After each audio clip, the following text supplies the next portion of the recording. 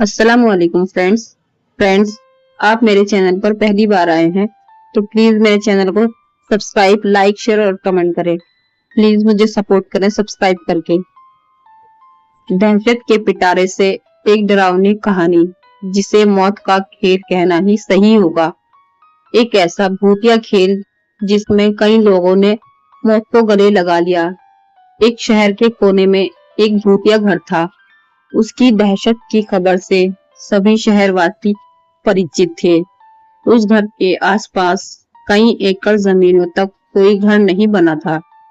दरअसल उस घर के आसपास कोई रहना ही नहीं चाहता था। एक बार एक टेलीविजन सीरियल डायरेक्टर उसी भूतिया घर में एक लाइव रिकॉर्डिंग सीरियल शूट करने का मन बनाता है, जिसका नाम वह मौत का खेल रखता है। इस खेल में चुने हुए प्रतिभागियों को भूतिया घर के अंदर पूरी रात गुजारनी होगी और इस दौरान हर कमरे में कैमरे लगे होंगे जो इनके डर भरे पलों को रिकॉर्ड करेंगे और अंत में जो प्रतिभागी बिना डरे पूरी रात गुजार लेगा उसे 1 करोड़ की इनाम राशि दी जाएगी। सीरियल डायरेक्टर मौत का खेल की घोषणा सारे शहर में कर देते हैं, लेकिन उन्हें प्रशासन का एक नोटिस आता है कि आपको उस घर में शूटिंग करने की इजाजत नहीं मिल सकती।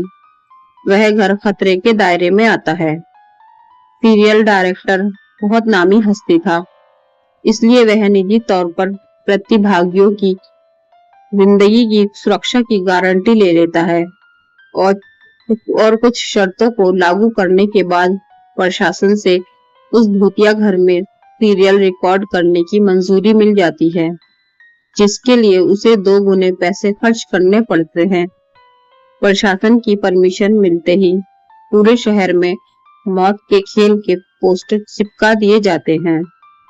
मौत का खेल शहर में होने वाला था, लेकिन लोगों में उत्साह से ज्यादा दहशत भरी हुई थी। पूरे शहर को यकीन था कि इस प्रोग्राम में हिस्सा लेने वाले लोग जिंदा नहीं बचेंगे, लेकिन ये दुनिया तरह तरह के इंसानों से भरी है। उस प्रोग्राम में इनाम के लालच में कुछ लोग हिस्सा लेने पहुंचते हैं। सभी प्रतिभागियों को उनके नंबर दिए जाते हैं और साथ ही उनके हाथ में एक इलेक्ट्रिक ब्रेसलेट बांधा जाता है। यदि उन्हें डर लगे तो वो उसमें लगे बटनों को दबाकर इस प्रोग्राम से बाहर आ सकते हैं।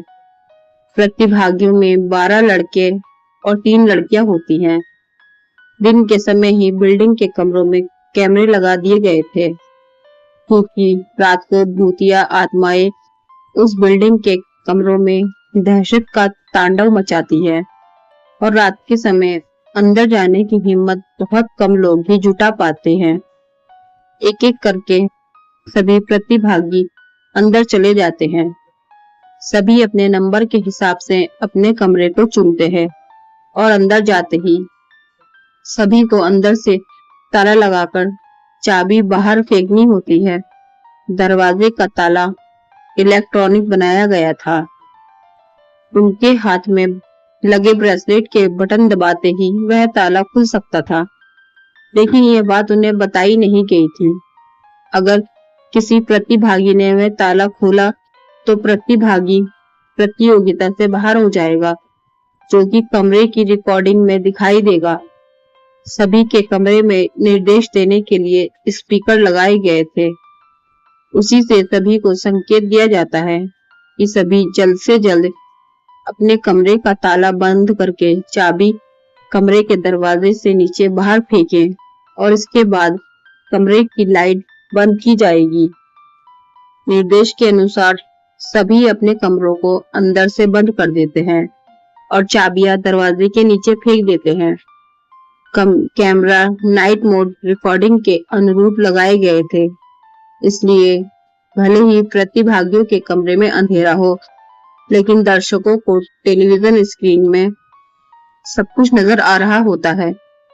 धीरे धीरे डर की दस्तक हो जाती है। प्रतिभागियों में से एक लड़की अचानक अपने कमरे में चीखने लगती है।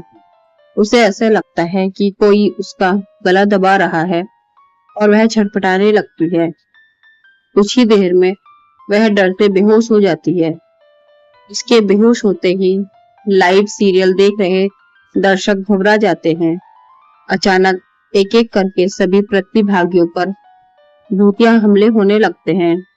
लेकिन ताज्जुब की बात तो यह थी कि सभी प्रतिभागी अपने आप को स्वयं ही नुकसान पहुंचा रहे थे। कैमरे की रिकॉर्डिंग में साफ नजर आ रहा था, कोई अपने चेहरे पर खरोच रहा था, तो कोई अपना गला दबा रहा था, तो कोई और कई तो अपना सर भी दीवार से मारकर घायल कर रहे थे। दर्शकों का डर बढ़ते देख बिल्डिंग के नजदीक सरकारी अधिकारी पहुंच जाते हैं, क्योंकि प्रोग्राम को प्रशासन की शर्तों के अनुरूप रिकॉर्ड करने की परमिशन दी गई थी, जिनमें से एक शर्त यह भी है कि यदि किसी प्रतिभागी को शूटिंग के दौरान मेडिकल की जरूरत पड़ेगी तो तुरंत डॉक्टर उपलब्ध करवाया जाएगा। और सभी प्रतिभागियों को लाइव रिकॉर्डिंग में चोट लगने लगती है तो सभी प्रोग्राम को रोकने की आवाज उठाने लगते हैं। रातों रात प्रशासन पर दबाव बढ़ जाता है। दर्शकों में दहशत फैलते देख प्रोग्राम का प्रसारण रोकने के आदेश आ जाते हैं। तुरंत प्रोग्राम का टेलीकास्ट रुक जाता है और अब जद्दोजहद होने लगती है सभी प्रतिभागियों को बचाने की। फायर ब्रिगेड की गाड़ी बिल्डिंग के बाहर पहुंचती है, लेकिन रात के समय उस भूतिया बिल्डिंग के अंदर जाने की हिम्मत फायर फाइटर्स की भी नहीं होती।